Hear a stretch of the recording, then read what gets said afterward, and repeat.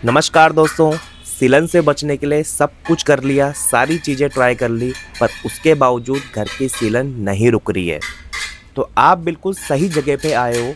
आज मैं आपको सारी चीज़ें यहाँ पे बताने वाला हूँ। सबसे पहले तो आप ये दीवार की कंडीशन देखिए सामने। ये अक्सर सबके साथ में होता है, ये नॉर्मल है आज के टाइम पे। बरसात में ज़्यादा ये पैचेस बनना स्टार्ट हो जाते हैं।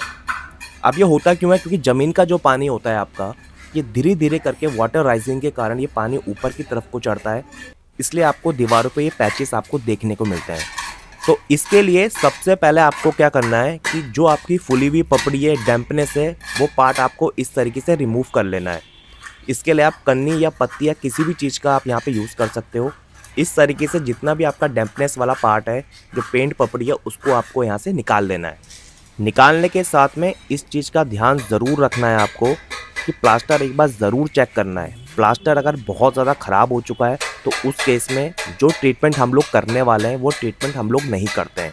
उसमें हम लोग प्लास्टर निकाल के ईंटों पे हम लोग वाटर प्रूफिंग करते हैं। वो कैसे करते हैं उसका वीडियो का लिंक मैं नीचे दे दूँगा, जाके देख लेना, आपको सारी चीज़ें समझ में आ जाएंगी। अब जब आप अच्छे से इसकी पेंट पपड़ी वगैरह निकाल दोगे तो इसके बाद आपको क्या करना है, जो वायर ब्रश होता है, तार ब्रश, इसको लेके आना है और उससे एक बार अच्छे से यहाँ पे दीवारों की यहाँ पे सफाई करनी है। ऐसा हम लोग इसलिए करते हैं क्योंकि एक्सेस जो धूल वगैरह होती है पुट्टी की, या कुछ भी अगर रह जाता है पपड़ी वगैरह, तो वो सारी आपके निकल जाती है। इसके बाद एक काम और करना है आपको, हल्का सा गीला कपड़ा लें, ज़्यादा गीला नहीं करना है, और उससे क्या करना है, बढ़िया तरीके से दीवार को एक बार अच्छे से यहाँ पे साफ़ करना है। जो भी धूल वगैरह होगी वो भी आपकी हट जाएगी। अब ये सब कुछ होने के बाद अब बारी आती है केमिकल को लगाने की। सबसे पहले मैं आपको केमिकल दिखाता हूँ कि केमिकल हम लोग कौन सा यूज़ कर रहे हैं।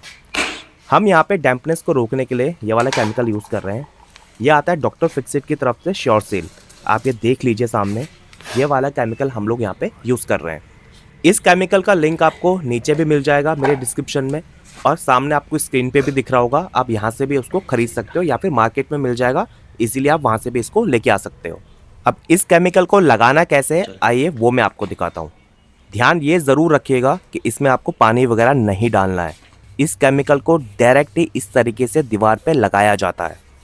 जिस भी दीवार पे आपकी डैम्पनेस आपको देखने को मिलती है, चाहे वो छत की दीवार हो, चाहे आपके नीचे बालकनी की दीवार हो, चाहे आपके बाथरूम की दीवार हो, कहीं भी आप इस केमिकल को लगा सकते हो।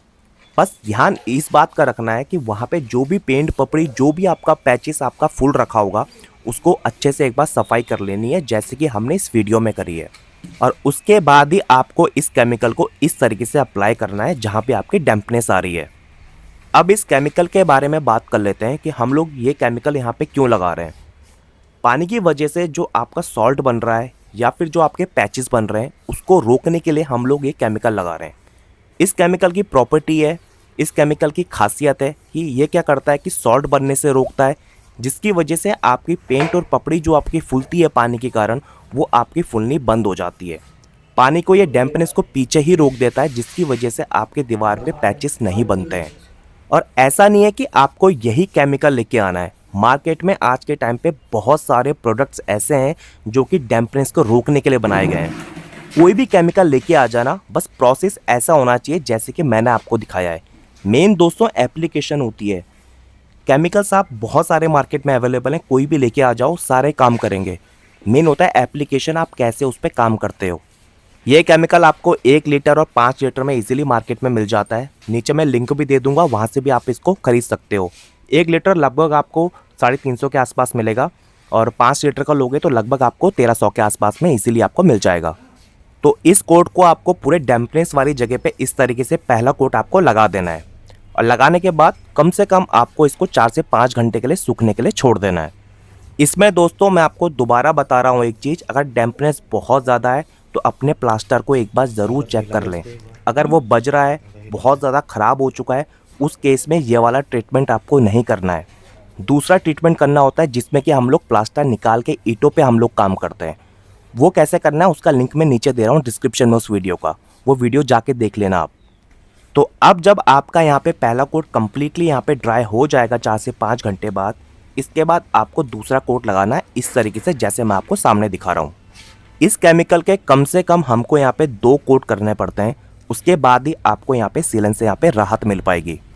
इसके बाद जब आपका सेकंड कोट यहाँ पे कंप्लीट हो जाएगा तो इसको आप 1 से 2 दिन के लिए प्रॉपर यहाँ पे ड्राई करने के लिए छोड़ दें।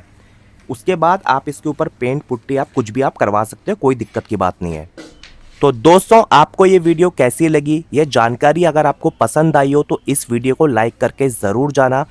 कुछ भी आपको पूछना है तो इस वीडियो के कमेंट सेक्शन में आप पूछ सकते हो, वहाँ पे मैं आपका जवाब ज़रूर दे दूंगा।